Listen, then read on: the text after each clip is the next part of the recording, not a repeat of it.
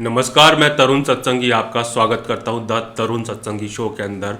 आज के शो में हम डिस्कस करेंगे कल की रिकवरी के बाद में क्या ये रिकवरी सोने चांदी की टिक पाएगी या नहीं टिकेगी, और ये रिकवरी टिकाऊ है क्या।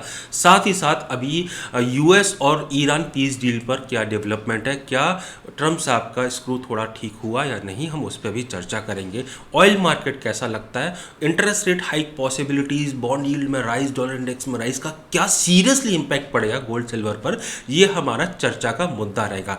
बता दें, कल हमने बोला था कि $4500 के नीचे गोल्ड चलना जरूरी है, अगर नहीं चलेगा तो मार्केट में रिकवरी देख सकती है।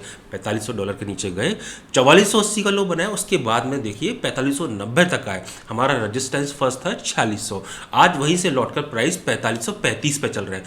सिल्वर के केस में बोल रहा था $75 के नीचे चलेगा तभी इसके अंदर करेक्शन आएगा, अदरवाइज इसके अंदर रिकवरी देख सकते हैं।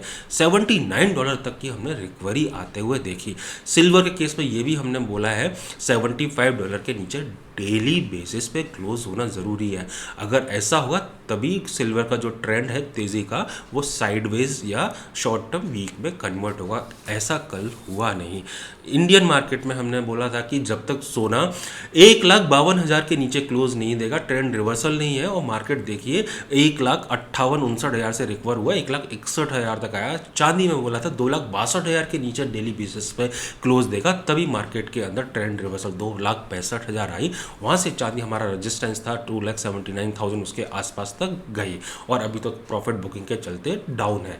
अब आगे क्या करना चाहिए, देखिए सबसे पहले हम बता दें, ट्रम्प ट्यूसडे को अटैक करने वाले थे, ऐसा उन्होंने बोला। मिडिल ईस्ट की countries like UAE, Saudi, Qatar, इनके एक्चुअली मनाने पर या इनके रूठे हुए ट्रम्प को मनाने पर उन्होंने बोला हमने अटैक को फिलहाल रोक दिया है, और अभी सीरियस टॉक चल रही है डील को लेकर। और उन्होंने बोला डील में न्यूक्लियर प्रोग्राम कैसे भी एनरिचमेंट हो चाहे प्रोग्राम हो, वो हिस्सा नहीं होगा। और बोल दिया है कर लो डील, वरना हम फिर से आपको टपका देंगे, आपको मैप से गायब कर देंगे। ये तो इनकी धमकियां नॉर्मल है, अभी मार्केट है ना, इनको एबनॉर्मल तरीके से नहीं लेता है। और मैं फिर से बोल रहा हूँ, मार्केट में नेगेटिव न्यूज़ पे ओवर रिएक्शन हो रहा है, पॉजिटिव न्यूज़ पे पॉजिटिव ओवर रिएक्शन हो रहा है।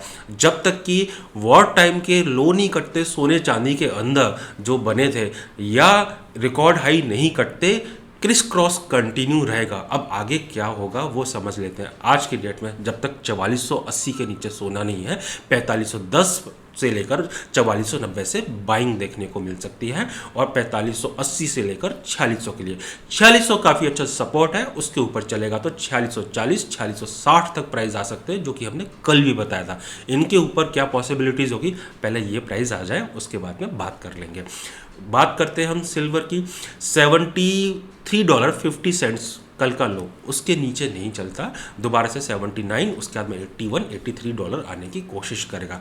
उसके नीचे भी गया तो $70.50 पर जो सेलिंग है वो स्टॉल होते हुए नजर आएगी। एक चीज़ और मैं ऐड करना चाहूँगा, 4,000 के नीचे सोना चलना ज़रूरी है, चांदी $60 के नीचे चलना ज़रूरी है, तभी निवेशक को मानना चाहिए कि महीनों के लिए कंसोलिडेशन इन दोनों कमोडिटीज़ में रहेगा। अदरवाइज जो बुल रन है ना, टाइम कंसोलिडेशन ले रहा है, फिर से तेज़ी देखने को मिलेगी।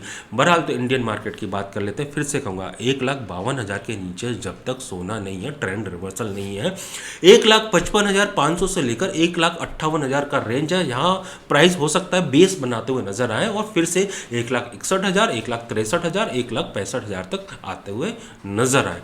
चांदी 2,62,000 के नीचे जब तक क्लोज नहीं है, 2,65,000 या उसके आसपास से बाइंग देखने को मिलेगी टाइम एंड अगेन। ऊपर की तरफ 2,80,000, देन उसके बाद में 2,84,000, 2,90 और 3 लाख तक के लेवल लगते हैं। हाँ, 2,62,000 के नीचे क्लोज दिया, सस्टेन किया, तो 2,55,000 से लेकर 2,49,000 तक चांदी आ सकती है। सोने की बात करें, अगर 1,52,000 के नीचे क्लोज दिया तो फिर उस केस में क्या होगा, 1,50,000 500 और 1,47,950 ये लेवल है सपोर्ट जो हमको वॉच करने चाहिए। और हम इन लेवल के कटने पर बिकवाली का तो बिल्कुल सोचना ही नहीं चाहिए। हमेशा मार्केट में ये सोचना चाहिए तेज़ी खेलना है सपोर्ट से, मंदा खेलना है तो रेजिस्टेंस से। सपोर्ट कटने पे कभी मंदा नहीं, रेजिस्टेंस कटने पे कभी तेज़ी नहीं। फेक आउट्स बहुत होते हैं। अभी जिस तरीके से बोला उन्होंने, हमने वॉर अटैक रोक दिया है, ऑयल में थोड़ा सॉफ्टनेस है। ऑयल के लिए मैं कहना चाहूँगा ब्रेंट $120 के ऊपर चलेगा तभी इसके अंदर तेज़ी आएगी, वरना 115 से लेकर $96 का रेंज है। और कभी भी ये एक पॉजिटिव न्यूज़ के चलते $100 के नीचे जा सकता है। WTI भी देखिए रेंज में रहेगा। और उसके साथ साथ जिस तरीके से अभी ब्लॉकेड है स्ट्रेट ऑफ हॉर्मुज से, ईवी का डिमांड बढ़ सकता है, that is supportive for silver. हमको ये नहीं भूलना चाहिए, इंक्रीमेंटल यूजेस है। ये तो था आज के गोल्ड सिल्वर का माहौल। आज कैसा रह सकता है, शॉर्ट टर्म में कैसा रह सकता है। कल के लो नहीं काटते हैं तो मानिए ना मानिए कल से लेकर आज तक के जो हाई है उनके कटने की तैयारी है। कल के लो के नीचे ही फर्दर शॉर्ट टर्म करेक्शन देखने को मिलेगा। इन सब में ध्यान रखना है, कॉपर 320 के नीचे क्लोज नहीं देगा तो फिर से ये 370 और माफ़ कीजिएगा 1320 के नीचे जब तक ये क्लोज नहीं देगा तो फिर से 1370 और 1400 तक की आने की कोशिश करेगा। 1320 के नीचे ही कॉपर के अंदर शॉर्ट टर्म करेक्शन देखने को मिलेगा 1305 से लेकर 1260 के लिए। गोल्ड सिल्वर रेशियो में ज़्यादा मूवमेंट है नहीं। अभी तेज़ी आएगी तो उस केस में इंप्रूव गोल्ड सिल्वर रेशियो टूटता हुआ नजर आएगा। और मार्केट में बिकवाली आएगी तो जैसे 52 से 59 गया तो ये हो सकता है 63 से 66 देखने को मिले, लेकिन वो बिकवाली के केस में ही होगा। तेजी के केस में सिल्वर ज़्यादा भागेगी गोल्ड के कंपैरिजन में। नमस्कार, मैं तरुण सत्संगी।